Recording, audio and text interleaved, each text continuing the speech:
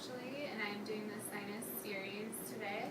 So I have my patient, Mr. Bosikian, and what's your first name? Garrett. What's your date of birth? March 13th, 1990. Okay. And if he was female, I'd be asking if she was pregnant. But okay. So, why are we doing this today? I've just been having a lot of sinus problems. Okay. Have you ever had one of these before? No. Okay. Alright, so come over here. I'm going to have your forehead and your nose right against the board there. And shielding him as well. This is the PA axial Caldwell. The bucket is at a 15-degree angle. The OML is perpendicular with the IR. The CR is perpendicular. It exits the nasion. We're using an 8x10 film here. So I have my left marker over here, and my technique is going to be 70 at 10 mass or so. So beat X-ray. Okay, so the next one is the parietal acanthial waters view, which I'm going to bring this back to straight.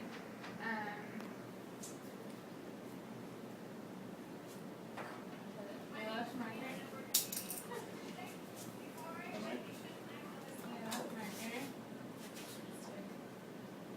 Okay. You're gonna have your nose and your chin on the board there, and which makes your OML 37-degree angle to the IR. My central ray is perpendicular to the canthion. Once again, we're using an 8x10 film. My technique is 70 at about 15, and shielding him, marker. Okay, beep, X-ray. Okay, and so the next one we have is lateral. So he's going to kind of get in an RAO position here. And I'm going to be changing this to the right marker since that's closest to the IR over here. We're using an 8x10 again. His IPL is perpendicular to the IR. So that's that line right there. Good.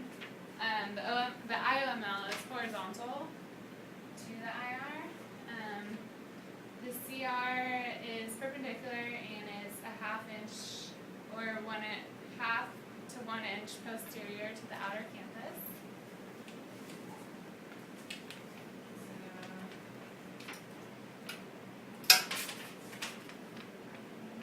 That right there. My technique is 70 kVp at 8 mass. And X-ray. Okay, so the next one is an SMB. So I'm going to have you face over there. You can close your eyes. Which is it's a submental-vertical projection. Your IOML is parallel with the IR. Your central ray is horizontal and perpendicular to the IOML, and it enters the MSP 3/4 inch anterior to the EAM. So the technique is 75 at about 12. So I'm going to have you take a little step forward, lean back. So that's the SMB, and deep clip, okay, and relax. And that completes the sinus series. Okay, so we're back with our mandible series now. So we're going to start with the PA mandible. Our film is 8x10 again. I shield, I have my left marker up. So I'm going to have him bring his forehead and nose to the IR, which makes his OML perpendicular. The central ray is perpendicular, it exits the acanthion. This shows the body in the rami. The technique is going to be about 75 at 8. Okay, so the next one we have is the PA axial, which my central ray is 25 degrees cephalic. We're using an 8x10 again. once again, his forehead and nose, making the OML perpendicular. This goes through it exits the acanthion. Shield marker, it shows the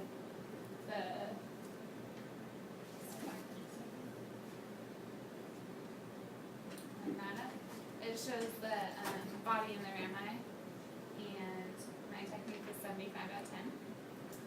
So, okay, on to the axiolateral. So you're going to face me again in the RAL position. Good. So I'm going to switch my marker to the right one.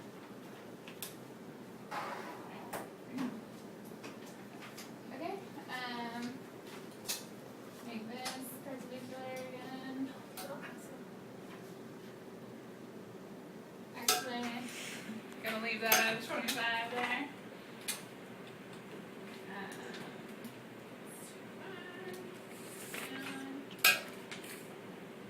Okay. 8 by 10. His interpupillary line is perpendicular. It's centered at the area of interest on his mandible. I'm shielding, have my marker. My technique is going to be 70 at 8. Yeah, so do X-ray. Okay, so on to the SMB, which now my central is going to be perpendicular. So go ahead and turn around. I'm going to have you take a little step. Oh, my marker dropped. It's okay. I'm going to mark his left side here. Okay, we're using an 8 by 10. His IOML is going to be parallel once again. The central ray is perpendicular to his IOML. So we have the shield here. I have my marker on. My technique is 70 at 10, and this shows the coronoid and the condylar processes. So go ahead, take a little step forward, and go back.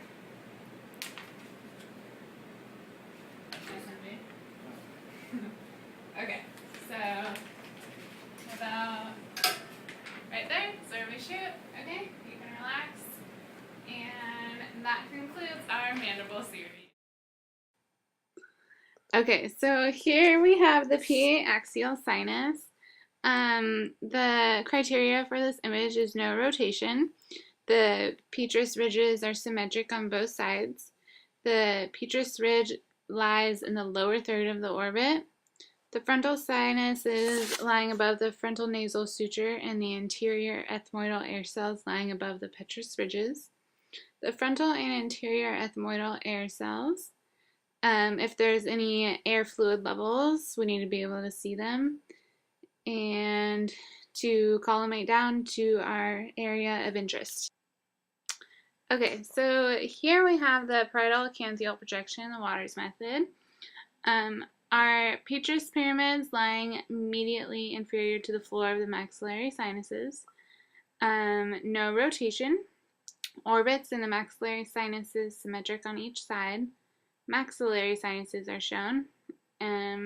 Close collimation of what we need, and if air fluid levels are present, we need to be able to clearly see them.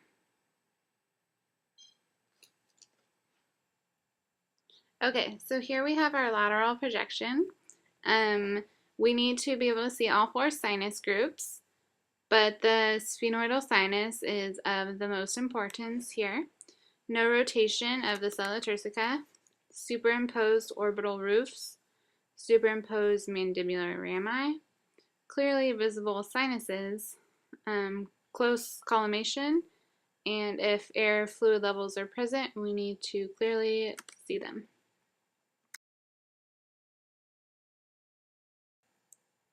Okay, so here we have the SMV projection. Our criteria is we need equal distance from the lateral border of the skull to the mandibular condyles, which would equal no tilt. Anterior frontal bone superimposed by the mental protuberance, indicating that the IOML is parallel. mandibular condyles anterior to the petrous pyramids, and clearly visible air fluid levels if they are present. Okay, so here we have the PA projection of the mandible, and the only criteria for this is that the mandibular body should be symmetric on each side. Okay, so here is our PA axial projection picture. The criteria for this is the TMJs are just inferior to the mastoid process, and we need to have symmetric rami. That's all. And I was also unable to find a axiolateral projection, but the criteria for that is no overlap of the ramus by the opposite side of the mandible, no elongation or foreshortening of the ramus or body, and no superimposition of the ramus by the cervical spine. Okay, so here we have the SMV projection. The criteria for this is the distance between the lateral border of the skull and the mandible equal on both sides, the condyles of the mandible anterior to the pars petrosa, symphysis extending almost to the anterior border of the face so that the mandible is not foreshortened. And that is all.